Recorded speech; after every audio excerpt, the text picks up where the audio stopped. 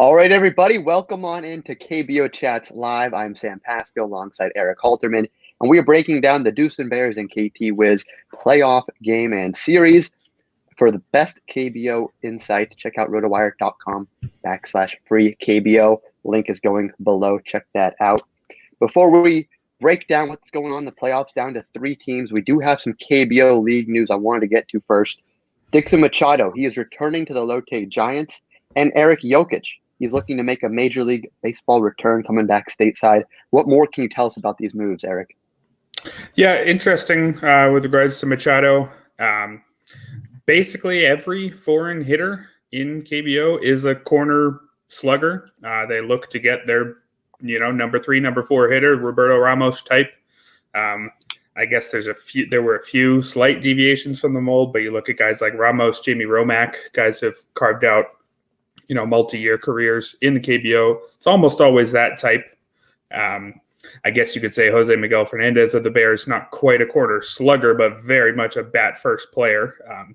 Spends a lot of time at a designated hitter. There's not really any other defensive-minded foreign hitters. And Machado was fine. He didn't hurt the team offensively at all. Hit 280, 12 homers, 15 steals. It's well below what you'd expect from the foreign hitter slot. But again, none of these other guys are playing strong defense at shortstop. And the Giants are an analytically minded team. I think they're considered one of the better teams at analytics in the KBO. And clearly they were happy with how it worked out. So they bring him back for 1 year, a team option for a second season. I thought maybe if they had elected to go with a slugger like other teams, maybe that is what helps them make the jump, close that gap. It was 5 to 8 games or so that separated them from the final playoff spot in the end. I don't think Machado was really a star, even when you consider his strong defense, but it's clear that they were happy. I think they view it as a comparative advantage. In general, defense is considered lesser in the KBO than in MLB, as you'd expect, along with everything else. It's a lower level of competition. So I guess they just viewed it as a strong enough comparative advantage, his defense compared to the other options they had at the shortstop position, that they deemed it was worth their time. Can't argue too strongly against it, but I wouldn't have been at all surprised to see them go with the more traditional route with the slugger, given that they, their top slugger, Daeho Lee, quite old, Jung John, not young either. But again, they were apparently happy with it, and he did well enough, so can't argue too much against that move. So Machado is going to be staying with the Giants. In terms of pitching, the Giants had one of the best in Dan Straley, who might make their jump as well, but Jokic is definitely considering that here. This would be a big loss if Kiwoom cannot return him. What are your thoughts here? Yeah, absolutely. It would be a blow. Tough to argue that there's many bigger losses than losing the ERA leader. We'll see what the interest is in him. If you look at other guys like, say, Josh Lindblom, who made the jump back to MLB recently, didn't have a ton of success for the Brewers this year, 5.16 ERA, although his FIP was 3.88. So if teams look at guys who've had quite a lot of success in Korea as being capable of, an ERA in the high 3s, then certainly they'll be interested in Jokic. He does have the advantage of being left-handed, so maybe if a team isn't certain that he can start, maybe it's easier to find a bullpen role, although, again, he's been purely a starter in Korea. Not a high strikeout guy, more or less league average strikeout rate. Not a lot of velocity. Not your traditional strong MLB starter by any means, but he clearly is able to get hitters out at the KBO level. I wouldn't be surprised if a team sees his dominant ERA and thinks that he can, obviously not have a 2 ERA in MLB, but he does actually own a career 1.88 ERA in MLB. Tiny sample, just 14.1 innings, none of them since 2014, and he was pretty mediocre in AAA after that. But he's been so dominant in Korea for 2 seasons. Again, doesn't get any better than the ERA leader. So despite not having the most impressive peripherals, things like velocity, strikeout rate, it seems like the kind of guy who should at least draw some interest from a team who views him as, say, a swingman or so. We'll have to see what interest Jokic draws here coming up on free agency. Moving on, looking first at the semi-playoff, reviewing that, the Bears, they were the headline. They swept the best of three series against the LG Twins. You predicted it here on the RotoWire playoff preview for the KBO. But we had a very different game in game two from game one. Two completely different styles. What were your impressions of this series? One, a pitcher's duel, and then another kind of a classic KBO slugfest. Yeah, I did predict a Bears sweep, but it was because Chris Flexen and Raul Alcantar, both of them had, I believe, ERAs under 1 in the month of October, or at least for their final 4 or 5 starts apiece. I expected them to be just too much for the Twins, and Chris Flexen indeed was 11 strikeouts in 6 scoreless innings.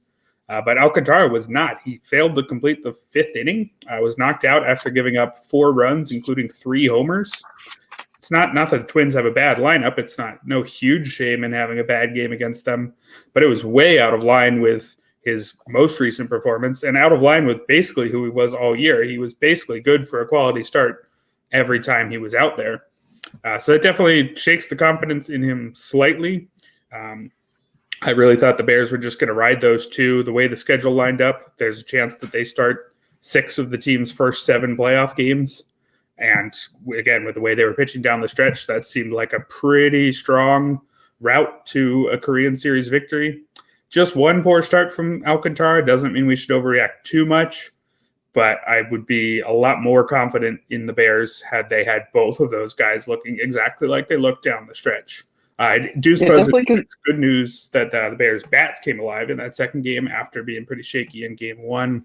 Huge 7-run inning. In the 4th, knocking out Tyler Wilson in his first game back from elbow issues. He gave it a good go, but clearly was flagging at the end. So that's a positive, but I think the shaky start from Alcantara might be a bigger negative. Yeah, that's a big headline because he was the KBO player of the month for the month of October, but very uncharacteristic in that game 2 start. Like you said, the 3 home runs, just 1 strikeout, and could not make it through 5 innings. I'd say I'm pretty worried. I'd like to get your take. If you are going into it, if we still view this as the best 1-2 punch in the playoffs right now, or maybe are we a little down on Alcantara, seeing when clutch time matters now? What are your thoughts? Yeah, I still think they are. It's just 1 start, and again, he was so good in October. I guess it was an ERA over 1 as you're showing there, but I think in his last, I think if you look at just his last 5, I think it might have been under 1, but I'm willing to give a guy 1 bad start. Unfortunately, we don't see another start before he goes again in this series. But I do think it's clearly better than the Wiz's 1-2 punch, which they don't really have. And it's probably better than the Dinos 1-2 punch should they end up there, given, again, that Chang Moku's pitched just twice after missing quite a lot of time with forearm issues. We just don't know. It's certainly better than the 1-2 punch of Drew Rodzinski and Mike Wright, given how mediocre Mike Wright was. If that winds up being the 1-2 punch for the Dinos. So I'd still give the Bears a pitching advantage at the top of the rotation against both remaining teams. But it's not blindingly obvious like it was heading into Alcantara's last start. Yeah, one last note on this award. The media and fans vote on the award. The media actually voted Alcantara. He got 14 of the 30 votes, but he actually lost the popular vote for the fans. So fun fact there. And with the award, he actually takes home 2 million won, which is about $1,700 US, and a gold bar from the league sponsor. So just a little note there on Alcantara. Now, maybe feel a little confident after that award, but we'll see. Now moving in to the Bears Wiz series, previewing the pitchers we have. It's not Alcantara, but it is Flexen, who's been lights out. Dominant game 1, absolutely hyped, 11 strikeouts. Do we just expect more of the same from Flexen tonight, even though he's facing a very competitive lineup? Yeah, I mean, he was facing a competitive lineup last time out and certainly didn't look that way. Just no issues against the Twins whatsoever. 11 strikeouts, just 4 hits in 6 innings. Maybe you would have liked to see him go 7. I guess those strikeouts raised his pitch count by a bit, but hard to complain about anything there. In his last 5 starts, including that playoff start, he's got an ERA of 0.83, a whip of 0.64, 49 strikeouts against just 4 walks in 32 2/3 innings. It's just unbelievable underlying numbers to back up that incredible ERA, just a single earned run in his last 5 starts. So if he gives up 2 here, it counts as an awful performance. And even if you go back a little further, he missed quite a bit of time with a broken foot in the middle of the season, but in his 9 starts to end the regular season, he had an ERA of 2.05 and a whip of 0.85. So this is nothing new for him. He kicked it into another gear in the very end of the year, but basically ever since he came back from missing time, he was another guy. He had an ERA of 3.80 before he went down, and again, 2.05 since he came back. So he's been the best pitcher in the league for quite some time now, and the best pitcher by a mile, I think, since the start of October. Yeah, very impressive what Flexen's been able to do. Turning our attention over to the Wiz starter, it is not a foreign import like Flexen, but instead the 19-year-old rookie, Jung. So he had an ERA under 2.5 in 25 innings in October. I don't know how much we really credit that last start, though. It was impressive, 8 strikeouts, but it was against Hanwha.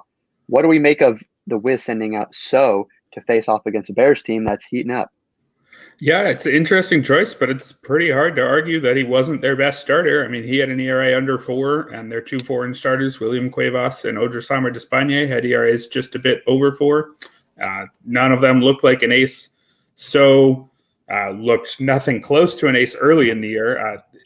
You might expect that from a rookie who only turned 19 in September. Through the end of June, 9 starts, he had an ERA of 6.65. And then the switch flips incredibly. No more than 3 earned runs in any of his appearances since. It wasn't just that he pitched mostly better most of the time. He was incredibly consistent. 2 earned runs or fewer in all but 1 appearance the rest of the way. A 2.38 ERA from the start of July onward. Not the most convincing peripherals behind it, but his strikeout rate, he did jump from 4.3 K per 9 through the end of June to 7.2 K per 9 from July onward. So there is a pretty big jump in his peripherals that came with it. The main thing is he just doesn't allow homers. The last home run he allowed was on June 14th. So none in that extended run of very strong performances. Homer avoidance is a real thing. Homer avoidance to that level takes quite a bit of good luck. So I think it's safe to say he did outperform by at least a bit, but that's not saying he was bad by any means. It's not saying he doesn't deserve this game 1 start. So I don't think he's quite that guy that he's been for most of the year now, but he is quite good. I think he has a perfectly good chance to shut down a strong Bears lineup here. And speaking of offense and lineups, actually, I want to first start with the Wiz, who are backing up So tonight. They scored 15 runs in their final 2 games to end the regular season. They do hold the 9-7 advantage over the Bears this year, so it was very even, but they did have that extra win. What are we looking at with this Wiz lineup? We know we got Mel Rojas Jr. in the heart of it there, not quite triple crown, but very close. And he does have a 297 average against the Bears with 6 home runs from this past season. Yeah, there really is quite a big gap between that trio from 2 through 4, Jae-Gun Hwang, Mel Rojas, and Baek-ho Gong. Those 3 are quite a bit better than the rest of the lineup. The lineup overall was still quite good, but none of the other names are anything close to stars. Jung Bae, who we have all the way down in 8th there, was maybe their 4th best hitter, and he ended the year with a 600 OPS in October. So wasn't exactly helping out too much down the stretch. Mel Rojas Jr., though, ended about as well as he could. He had an OPS of 1254 in October, made his charge at the Triple Crown, just came up 5 points of batting average short. Baek-ho Gong hit 444 in his last 11 games. Jae-Gun Hwang ended the season with 4 straight 2-hit games. So these guys ended the year exactly how you want. They do have a bit of a layoff here. Their last game came on October 30th. So you might want to say that wipes out any momentum they had. Their timing could be slightly off. I'm sure, they're doing everything they can to practice and stay sharp. And given what we know about the history of the Korean series, where the regular season winner gets several weeks to rest before playing that series, and they still win 16 of the last 18 times, it seems like on a whole, these layoffs have actually benefited the team that gets to rest. But you might at least say that, being on fire to end the year doesn't matter quite so much when you get to rest by 10 games. So I don't think I consider it a big negative, but it might wipe out the excitement I have about their late hot streaks. We'll have to see, as we're actually seeing that impact now. The Bears didn't have quite that layoff. The Wiz, they've been resting for a little bit now. In terms of last note, I'll say with the Wiz, Mel Rojas Jr. Against the Bears, one of only two other teams where he does not have a grounded into a double play. So he's been putting the ball in play, but not into double plays. Just something to note there. Turning our attention then to the Bears offense, Jose Miguel Fernandez in that 3 spot for them, 333 batting average against KT. But Jae-Hwan Kim, he leads the team in terms of home runs against KT with 6 and 17 RBIs. What are we looking at with them against Jung So? Yeah, that trio of excellent lefties, Jose Fernandez, Jae-Hwan Kim, Jael O, usually bat in order either 2 through 4, 3 through 5, somewhere in there for basically the entire year. That's the core of the Bears lineup, though the gap between them and the rest isn't nearly as big as the gap with the Wiz. Guys like Kunwoo Park, Kim Min-her, Ji-Won Choi have all been quite good at times this season, really for most of the year for most of those guys. So it's a deeper lineup, I'd say, for the Bears, which is good because that trio didn't really show up in the previous round against the Twins. Combined 5 hits. Jose Fernandez did have a homer that started the scoring in the first game and proved to be all the scoring they would end up needing. But still, just five hits among your 3 best hitters, not ideal. They got help later in the order, though. Jae-Won Oh had 4 hits and 4 RBI. We don't even have him projected as a starter right now. It'll be interesting to see what they do there. He was starting at second base in place of Ji-Won Choi, who was dealing with foot issues, though Choi did come in as a pinch hitter. It'll be interesting to see if Choi gets his spot back, despite the fact that O has been quite hot in the playoffs.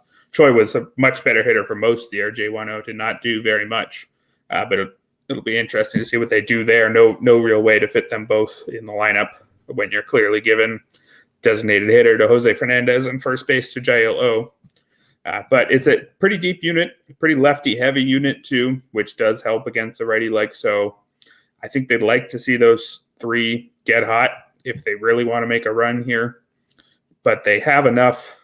With Flexen on the mound, they can afford those 3 guys going hitless and find a run or 2 from somewhere else, assuming Flexen stays the guy he's been lately. So 2 great cores. Bears a little deeper, though. Turning our attention then to the total before the pick. Bears, they're averaging 6.5 runs per game this postseason, 9 in their last game. Total set at 8.5. What are we feeling here? Flexen could shut them out like he did with the Twins, or things could get out of hand. What are we looking at? 8.5 being the total. Yeah, Flexen's last game, I think the Bears won it 4-0, and I don't think we're going to see 5 more runs than that one, especially with a solid pitcher like Jung So on the mound. Bears haven't really lit it up offensively down the stretch, other than their most recent game.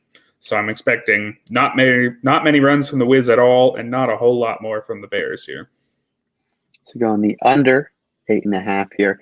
In terms of the pick, where are we going with? Bears a favorite, of course, because of Flexen's dominance recently. But what are you looking at for game 1? It's pretty firmly Bears for me. I don't remember a dominant stretch like this from any pitcher. There's been some strong stretches from quite a few guys, but again, 1 earned run in his last 5 starts. We just haven't seen a run like that. He's the best pitcher in the league right now at the right time, and by such a strong margin that I don't think you can look elsewhere for this one. Yes, he's been very impressive, and that's what we're looking at. Bears on the money line and the under 8.5. Very quickly previewing the rest of the series. This is a 5-game series. What are we looking at in terms of starting pitching? We'll be thinking Despania and Cuevas coming up right after So for the Wiz. Yeah, I don't think we quite know the order of those 2, but as you can see from the ERAs, they're in the low 4s, and the peripherals more or less back that up. They weren't necessarily ending the year in dominant runs either. I think whichever one of them goes against Raul Alcantara, who will be facing his former team here. He was pretty mediocre, similar range ERA for the Wiz last year, but it's been an entirely different guy this year. Again, shaky start his last time out, but that's extremely uncharacteristic of how he's been for most of the year. So I would definitely favor Alcantar against whoever in game 2.